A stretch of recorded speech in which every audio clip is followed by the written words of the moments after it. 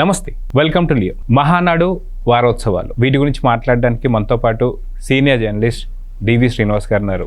Sir నమస్తే. నమస్తే sir. Mahanadu 2025 అట్టహాసంగా కడపలో ఇప్పుడు చేస్తున్నారు. అయితే దీనికి సంబంధించి ప్రథమ మహానాడు ఎప్పుడు జరిగింది, ఎలా జరిగింది, అప్పటి నుంచి ఇప్పటిదాకా తెలుగుదేశం పార్టీకి మాత్రమే చెందినటువంటి ఒక హిస్టరీ అని చెప్పి అనుకోవచ్చు. ఎందుకంటే ఏ పార్టీకి కూడా ఇలాంటి నియమ నిబద్ధతలు కలిగినటువంటి కార్యకర్తలు కానీ ఎక్కడ కూడా ఇప్పుడు చూడలేదు. పూర్తిగా పసుపు పండగ ఇప్పుడు జరగబోతుంది కడపలో. ఇలాంటి పండుగలు ఎన్నో జరుపుకున్నారు, ఇంకా ఎన్నో జరుపుకుంటారు అనే దానికి ఎటువంటి అతిశయోక్తి అయితే లేదు.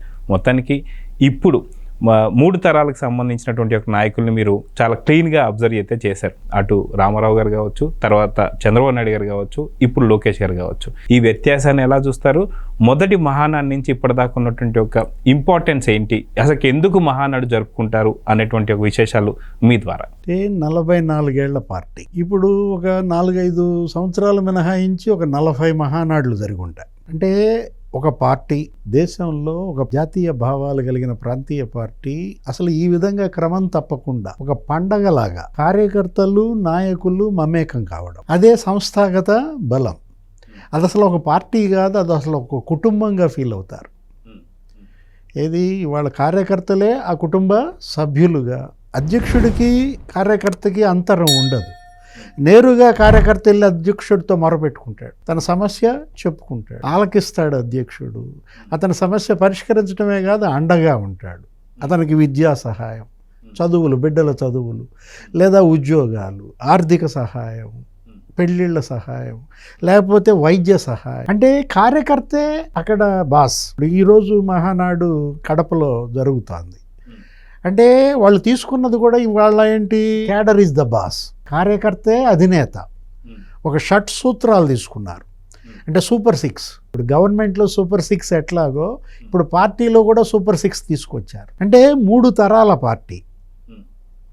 ఎన్టీ రామారావు, చంద్రబాబు నాయుడు, ఇప్పుడు లోకేష్. మనం తీసుకున్నట్లయితే ఆ జెండా అసలు ఆ పార్టీ అదొక పండగ వీళ్ళకి.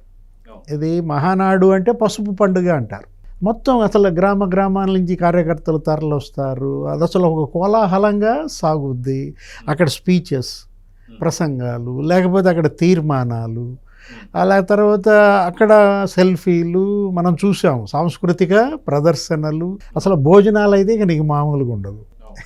ఇది చిలవలు పలవలుగా అది పెట్టారు ఇది పెట్టారు అంటూ అసలు ఆ మెను అనేది ఒక వెరైటీగా ఉంటుందన్నమాట. అంటే ఈ విధంగా రాజకీయ పార్టీని నడపచ్చా, ఈ విధంగా కార్యకర్తలతో నాయకులు మమేకం కావచ్చా అనేది దేశంలోనే ఇది తొలిసారి మనం చూస్తున్న అంశం. గతంలో కమ్యూనిస్టుల్లో ఉండేది, సంస్థాగతంగా బలంగా ఉండే పార్టీలు ఆ తర్వాత చీలికలు పీలికలు అయిపోయి సిపిఐ, సిపిఎం, నెక్స్ట్ మళ్ళీ బీజేపీ కూడా సంస్థాగతంగా బలంగా ఉన్న పార్టీ. ఇప్పుడు మనం తీసుకున్న 3 తరాల్లో ఎన్టీ రామారావు హయాంలో మీరు అన్నారు తొలి మహానాడు విజయవాడలో జరిగింది. ఇప్పుడు 82లో ఈ పార్టీ పెట్టారు. 82 మార్చి 29 ఆవిర్భావ దినోత్సవంగా జరుపుకుంటారు. ఆ తర్వాత మహానాడు, అదేంటి ఆ వ్యవస్థాపక అధ్యక్షుడి పుట్టినరోజు. దానికి ముందు రోజు వెనక రోజు కలిపి 3 రోజులు పండగ చేస్తారు. 27, 28, 29 విజయవాడలో పెట్టారు. నీ గమ్మత్తు తెలుసా, విజయవాడలో అసలు ఆ రోడ్డు పేరే మహానాడు రోడ్డు అయిపోయింది. మహానాడు పెట్టిన రోడ్డుకే ఇప్పుడు అసలు ఆ పేరు గవర్నమెంట్ రికార్డ్స్లో కూడా ఏమనుంటుంది, మహానాడు రోడ్డుగా ఉంటుందన్నమాట. అంటే జాతీయ పార్టీల నాయకులందరినీ కూడా రప్పించటం, ఫైనల్ డే ఒక కాన్సర్ట్ నిర్వహించటం. అంటే ఏ విధంగా కాంగ్రెస్ వ్యతిరేక భావాలతో పుట్టిన పార్టీ ఇవాళ దేశంలోనే కాంగ్రెస్ వ్యతిరేక ప్రభుత్వాల ఏర్పాటుకి ఒక నిచ్చెనగా మారింది. ఇప్పుడు మొదటి మహానాడు విజయవాడలో చెప్పిన దానికి వచ్చింది ఎవరు, ఎంజి రామచంద్రన్ తమిళనాడు సీఎం, ఫరూక్ అబ్దుల్లా కాశ్మీర్ సీఎం. అసలు మొత్తం ఈ మాకినేని బసవపున్నయ్య, లేకపోతే ఉన్ని కృష్ణన్, అటు కాంగ్రెస్, తర్వాత ఇటు ఈ సోషలిస్టు, ఆ తర్వాత సిపిఐ, సిపిఎం, చండ్ర రాజేశ్వరరావు, హేమీలంతా కూడా పాల్గొన్న మహానాడు. అంటే మొత్తం దేశ రాజకీయం అంతా మహానాడు వేదికగా ఆంధ్రప్రదేశే దానికి ప్లాట్ఫామ్ కావడం. అదే ఇవాళ కాంగ్రెస్ యొక్క పతనానికి బీజం వేసింది. ఇవాళ మనం చూసాం ఏంటి, ఈ విపి సింగ్ ప్రధాని కావడం కానీ, దేవేగౌడ లేకపోతే గుజరాల్, అటు నేషనల్ ఫ్రంట్ ఎన్టీఆర్ హయాంలో, చంద్రబాబు హయాంలో యునైటెడ్ ఫ్రంట్, ఆ ప్రభుత్వాల ఏర్పాటు, లేకపోతే ఇప్పుడు అసలు ఈ బీజేపీ ఏది ఇవాళ ఎన్డీఏ 1 వాజ్పేయి హయాంలో, ఎన్డీఏ 2 ఇవాళ మోడీ హయాంలో, లేకపోతే అసలు మోడీ 3.0 ఇప్పుడు ప్రజెంట్ ఎన్డీఏ. అంటే అసలు ఎలా కాంగ్రెస్ దేశంలో రూట్ అవుట్ అయ్యింది అనే దానికి నీకు తెలుగుదేశమే అక్కడ ఎలా సోపానంగా మారింది అనేది తీసుకున్నట్లయితే, ఇప్పుడు మొదటి రోజు సంస్థాగతంగా చర్చలు ఉంటాయి, నామినేషన్ కూడా కార్యక్రమాలు జరుగుతాయి. ప్రతి సంవత్సరం అధ్యక్షుడు నామినేషన్ వేస్తారు, ఆయన్ని ఎన్నుకుంటారు ప్రతినిధులు, ఏకగ్రీవంగానే అధ్యక్షుడి ఎంపిక. అక్కడ సమస్యలు, రైతుల సమస్యలు, మహిళల సమస్యలు మనం అనుకున్నాం. ఇప్పుడు ఈ మహానాడు అసలు దీనికి వేదిక ఏది? కడప.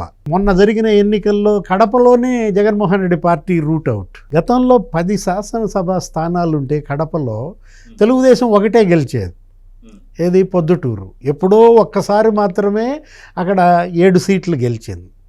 మళ్ళా ఇప్పుడు ఏది ఉమ్మడి కడప జిల్లాలో 7 సీట్లు తెలుగుదేశం గెలవటం, మరి జగన్మోహన్ రెడ్డి పార్టీని 3 సీట్లకే పరిమితం చేయటం, పులివెందుల్లో కూడా ఆయన బొటాబొటీ మెజారిటీతో ఆయన గట్టెక్కడం.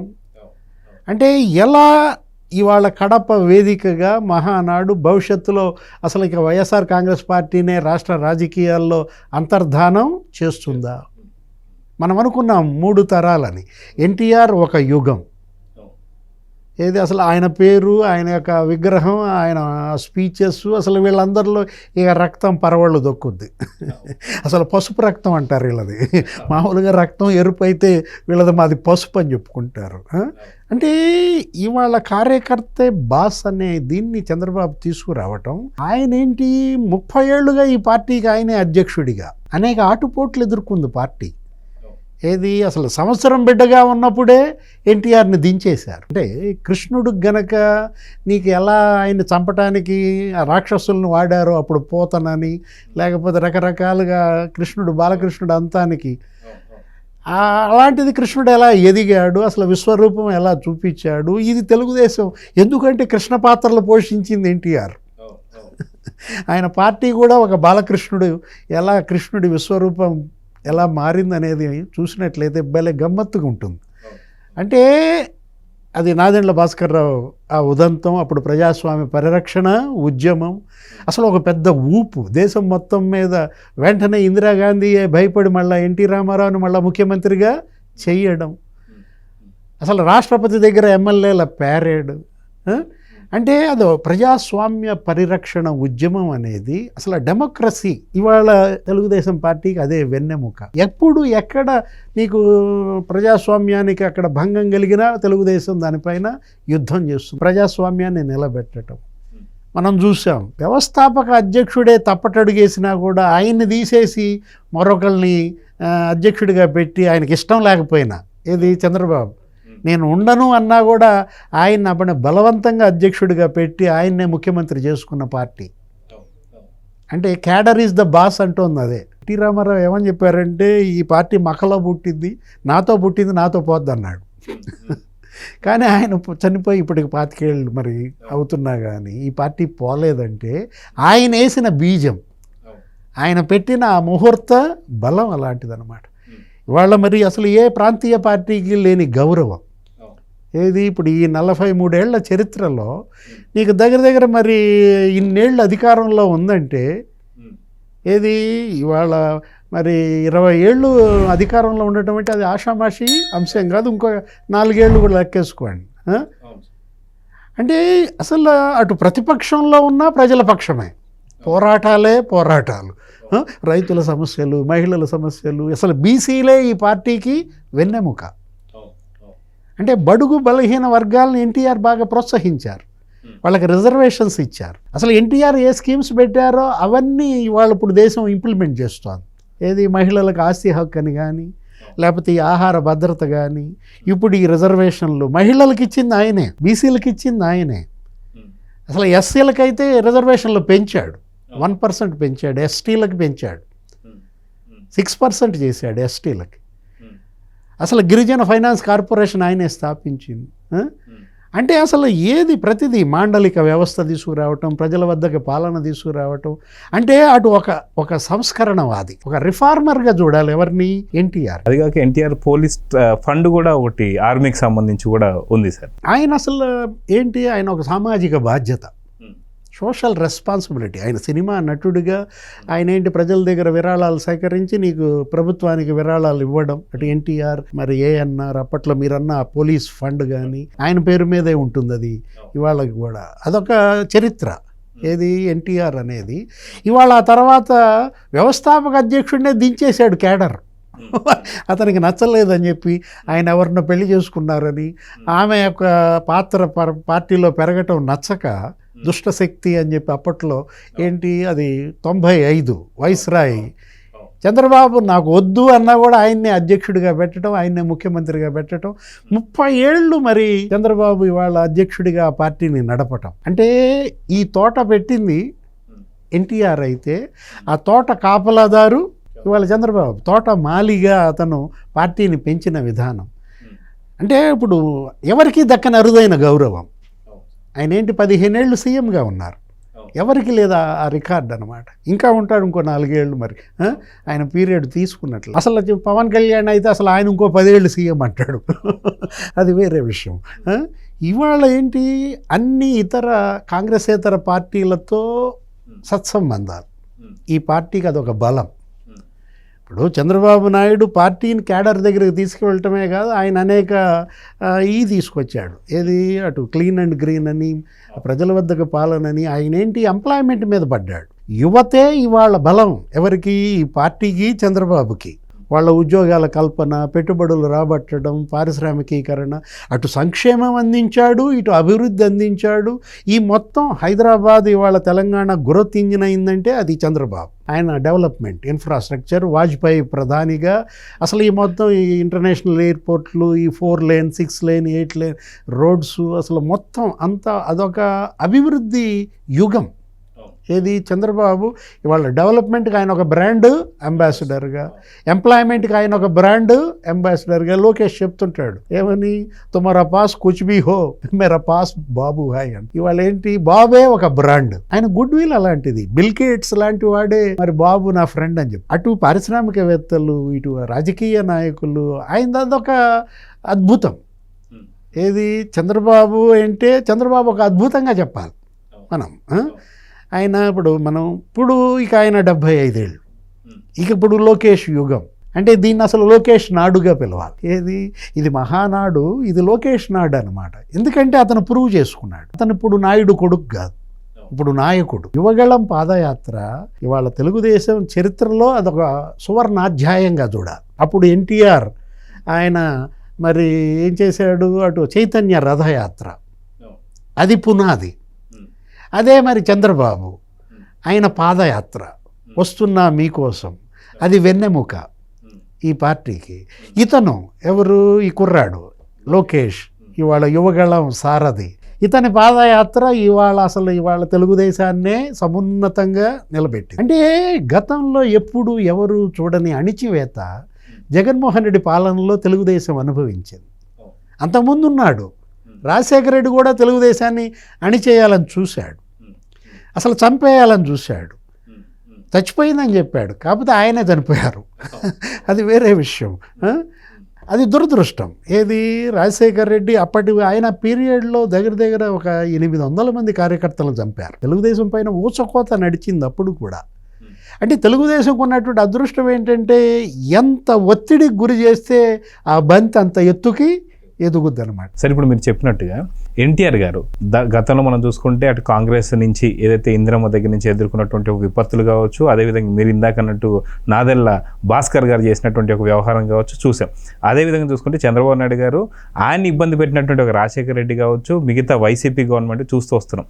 కానీ ఇక్కడ లోకేష్ గారికి వచ్చేసరికి మీరు ఇందాక అన్నట్టుగా 2019-24 లోపల యువగలం మాత్రం దాదాపు 23 సీట్ల నుంచి ఈ రోజు ఓన్లీ టీడీపీ వరకు చూసుకుని 135 సీట్లు ఖచ్చితంగా యువగలం సంబంధించి వచ్చిందని చెప్పుకోవచ్చు. వీళ్ళిద్దరి కన్నా ఇంకా ఎక్కువ ఆటుపోట్లు ఎదుర్కొంది మాత్రం లోకేష్ గారు అని చెప్పి ఏపీ ప్రజలు మాట్లాడుతుంటారు.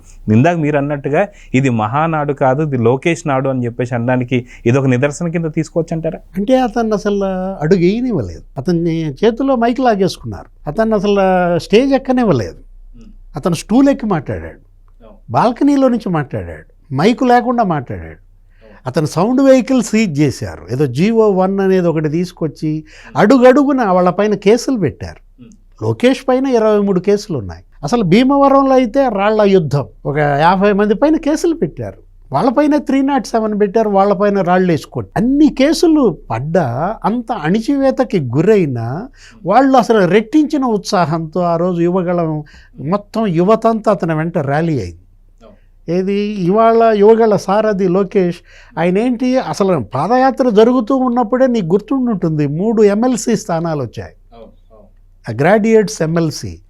ఆ 3 చోట్ల వైసీపీ ఊస్ట్ మూడు ప్రాంతాల్లో జరిగింది. దగ్గర ఒక 100 నియోజకవర్గాల్లో ఆ ఎన్నిక. అదేంటి బ్యాలెట్ అన్నమాట, అది నీకు ఇంకా ఈవీఎం కూడా కాదు. అట్లాంటిది 3 ప్రాంతాల్లో 3 ఎమ్మెల్సీలు తెలుగుదేశం స్వీప్ చేసి పారేసిందంటే అప్పుడే కనిపించింది జగన్ పతనం. ఆ తర్వాత ఇంకా అణిచివేత కొనసాగించాడు. ఇక అదేంటి అసలు చంద్రబాబునే జైల్లో పెట్టారు, అసలు ఇక తిరగబడ్డారు జనం. ఆ రోజు మరి భువనేశ్వరి మేడం నిజం గెలవాలంటూ ఆమె చేసిన యాత్ర, అసలు మహిళా లోకం మొత్తం భువనేశ్వరి వెంట. ఆ రోజు ఏది నిజం గెలవాలి. అసలు ఎవరినైనా నాయకుడిని జైల్లో పెడితే నీకు అతని అవినీతి కుంభకోణాల గురించి చర్చిస్తారు. లాలూ ప్రసాద్ని పెట్టారు, ఆయన గడ్డి స్కామ్ గురించి మాట్లాడతారు. మధుకోడాన్ని పెట్టారు, ఆయన ఏదో బొగ్గు గనులు ఆయన చేసిన స్కామ్ గురించి మాట్లాడతారు. జయలలిత పెట్టారు, ఆమె ఏదో అన్ని చీరలు కొన్నది, అన్ని చెప్పులు కొన్నది, ఆమె వాచీలు, ఆమె యొక్క అక్రమ సంపాదన, ఇట్లా అవినీతి పైన చర్చ జరిగేది కాస్త చంద్రబాబుని జైల్లో వేస్తే రివర్స్ అభివృద్ధి పైన చర్చ.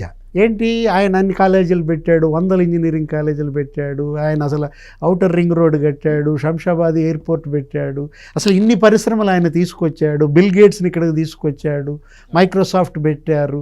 అట్లా చిలవలు పలవలుగా చంద్రబాబు చేసిన అభివృద్ధి గురించి ప్రజల్లో చర్చకి రావడం నిజంగా జగన్మోహన్ రెడ్డి వల్లే. ఆయన కనుక జైల్లో పెట్టకపోయి ఉంటే అసలు ఈ పరిస్థితి ఉండేది కాదు. 70 దేశాల్లో జనం రోడ్ల మీదకి వచ్చేసారు.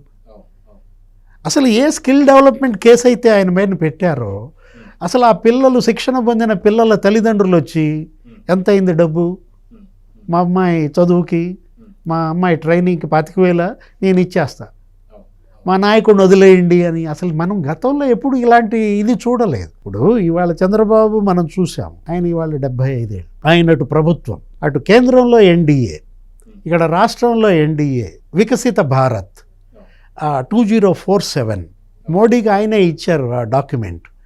అట్లాగే వికసిత ఆంధ్రప్రదేశ్, అదే స్వర్ణాంధ్ర 2047. ఇవన్నీ కాకుండా ఇప్పుడు ఆయన ఒక P4 అని ఒకటి వేసుకున్నాడు, పేదరిక నిర్మూలన. ఇది పీపుల్ పబ్లిక్ పార్ట్నర్షిప్తో పాటుగా ఇవాళ ప్రజలను అందులో ఇన్వాల్వ్ చేయటం. ఈ P4 అనేది తీసుకోవటం, అటు ఆయన ప్రభుత్వంలో పూర్తిగా ఇన్వాల్వ్ అవ్వడం.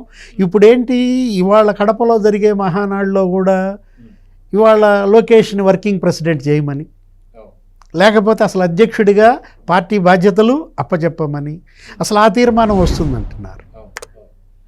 అంటే ఇది లోకేష్ నాడు అంటోంది అదే అనమాట. ఎందుకంటే ఇవాళ చంద్రబాబు 4.0లో లోకేష్ కృషి.